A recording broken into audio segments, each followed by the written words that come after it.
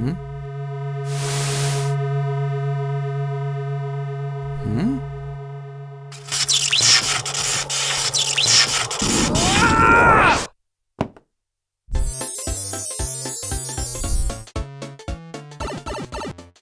Whoa!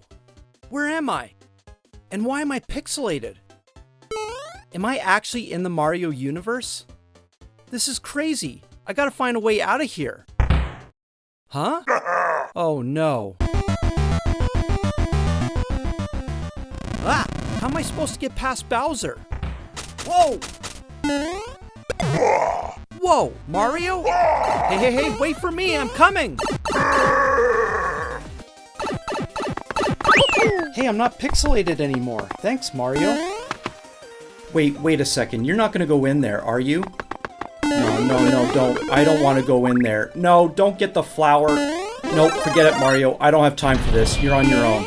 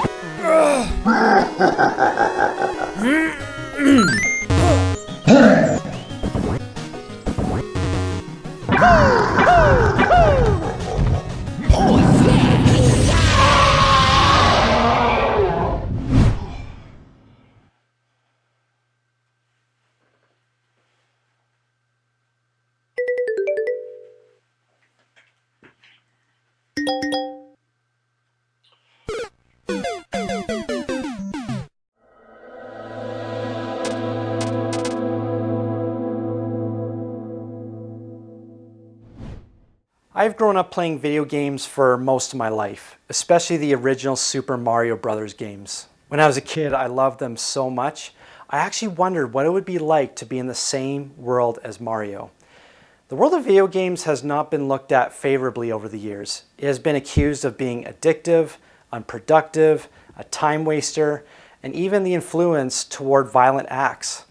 I'm not going to defend video games because video games don't really need to be defended. With the emergence of esports, these mega large train facilities and arenas being sold out to watch teams compete, it is predicted that by the year 2025, the video games industry will generate more than $260 billion a year. That is huge. The world is changing its entertainment habits, so it does not matter what anyone thinks or feels about video games. It's not going anywhere, and it's here to stay. I consider some games almost like interactive movies, a very long version of it. There is a story, and you interact with that story by controlling the character. But all movies have an ending, which brings up the danger of some video games where there is no ending, because then you are basically replacing your real life for a virtual one. I personally have never been addicted to video games. The closest I came was with one game where I sunk in about 500 hours. That was the most I ever dedicated to a game. Now that may seem like a lot, but it is pretty small compared to some who have played 10 to 25,000 hours. That results in about 1 to 3 years of life committed to a video game. Thankfully, I was able to walk away from my 500-hour game I played, but the addictions are real. Having said that, this really should not surprise us, as we can be addicted to almost any form of entertainment or hobby. That leads to a very good problem with video games. They have become too good. It is incredible how far they have come. They demand too much of our time. Many are starting to demand at least 100 hours of playtime. As much as I enjoy video games, and I always will to a certain extent, I simply have no time to sink in that amount on one game, let alone many. So I'm extremely picky with what games I purchase, and I mainly pick games that only take 20 to 40 hours to complete. But what role do Christians have in the world of video games? Is it an opportunity to reach people, or is it too much of a stumbling block? Of Games and God by Kevin Schut attempts to address these questions. On one hand, I am talking about this book nearly 10 years since its 2013 release, and with how fast the world of video games travels, 10 years already makes this book feel outdated. It's an ever-evolving industry. Today, the industry is growing in the realm of esports and virtual gaming. Kevin does acknowledge this problem with his book, but there are still some principles that are not outdated. He gives very insightful thoughts, and despite his bias towards video games, he humbly admits the challenges video games do create for the Christian community. But do video games create too much of a stumbling block? The short answer is no, if done with healthy boundaries. Are video games an opportunity to reach people? Possibly. I've seen Christians live stream their gaming sessions while talking about their faith. Whether it works effectively remains to be seen. There are not many Christian gamers doing it, so it could be a huge mission field. But right now there is not enough data to suggest this. As for my thoughts, there are a few scriptures that come to my mind in Matthew chapter 6. In verse 21 it says, "For where your treasure is, there your heart will be also." The context of this verse is that we are not to store up earthly treasures that can never be eternal, but rather pursue treasures that are in fact eternal. For me, I had this constant urge to store up plenty of video games, many that sat there and were never played.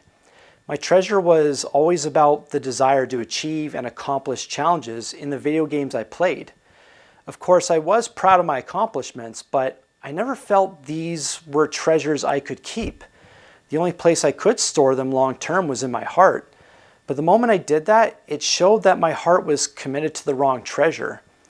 And that treasure was still not eternal. The other scripture is in verse 24, which says, "No one can serve two masters, for either he will hate the one and love the other, or he will be devoted to the one and despise the other. You cannot serve God and money." While money was referenced, it is clear money is not the only master. Anything we solely devote our lives to that has control can be a master. The game that I sunk 500 hours in would be an example of me devoting myself to a master in which it had some amount of control over me. Many times I could not walk away from it. I would say Of Games and God is best suited for Christian parents who have an ever-increasing challenge of raising their kids, who enjoy video games but are worried about the effect it may have on their relationship with Jesus. What makes this book special is that Kevin is one of the few, if not only, Christian authors that has addressed this topic. Unfortunately, with so many unaddressed topics, this book only scratches the surface. Despite Kevin's wealth of research and information, readers will likely walk away with more questions unanswered. But the overall message Kevin Schut is trying to share is that Christians do not need to flat out reject video games, but rather embrace a balanced approach. This is a stance I too share. I am still going to continue to play video games. It is one of my hobbies that I enjoy. But now I dictate the terms of which games and how much I play them. I will be the master of this hobby rather than it being the master of me. The reason I choose this stance is because even though I could sink thousands of hours into video games and enjoy it, I will never get those hours back that could have been used for the relationships I do have in my life. And for Christians, their most important relationship is with Jesus. Video games will always be around, but the people closest in my life will not always be. The one currency we can never get back is time. So Christians, use your time wisely.